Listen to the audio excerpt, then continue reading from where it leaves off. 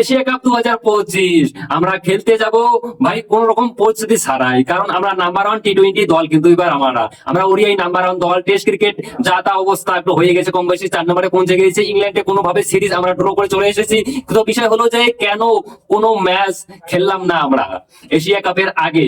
1 মাস সময় ছিল আমাদের হাতে অলরেডি, শুধু 1 মাস না, মানে লাস্ট টি-20 কবে খেলেছি জাতীয় দলে তো বলো তো আমাকে? ফেব্রুয়ারি মাসে ইংল্যান্ডের সঙ্গে খেলেছিলাম, 4-1 হারিয়েছিলাম ইংল্যান্ডকে।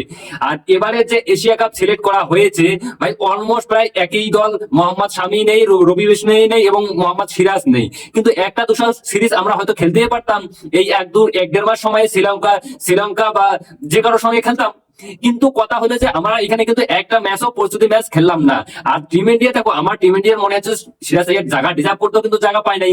দেখো কম বেশি সব দলে কিন্তু প্র্যাকটিস করতেছে, পাকিস্তানও প্র্যাকটিস করতেছে ভাই। আফগানিস্তানের সঙ্গে টি-20 সিরিজ শুরু হতে চলেছে 29 আগস্ট থেকে। তো দেখো শেষ ম্যাচ কিন্তু সব দলে পারফরমেন্স করতেছে, বাংলাদেশও করতেছে, পাকিস্তানও করতেছে, আফগানিস্তানও করতেছে। তো ভাই আমাদের একমাত্র মানে টিম ইন্ডিয়া এমন টিম যে এশিয়া কাপ খেলা যাওয়ার আগে আমরা কোনো প্র্যাকটিস ম্যাচ খেললাম না। দেখো আমরা হয়তো কোনো প্র্যাকটিস ম্যাচ, অনেক ভাবতে পারেন যে আমরা কোনো প্র্যাকটিস ম্যাচ খেলি নেই, তো আমাদের হয়তো কোনো প্রবলেম হতে পারে। ভাই আমরা টি-20 মতো নাম্বার 1 দল, আর আমরা টি-20 বিশ্বকাপ চ্যাম্পিয়ন হয়েছিলাম। কথা হলো যে এইখানে আমরা এতটুকু বিলিভ রাখতে পারি, যেগুলো দল আছে আমাদের এশিয়া কাপের মধ্যে, তো আমরা তাদেরকে ভাই খুব সহজে হারিয়ে এবারও এশিয়া কাপটা আনতে চলেছে, এটা কনফার্ম। কিন্তু ভাই আমরা একটা লম্বা সময় যেমন ইন্টারন্যাশনাল কোনো টি-20 ক্রিকেট খেলি নাই, কিন্তু সেই একটা প্র্যাকটিস ম্যাচ খেলার দরকার ছিল। তোমাদের কি মনে হয়? কমেন্ট করে অবশ্যই বলবেন।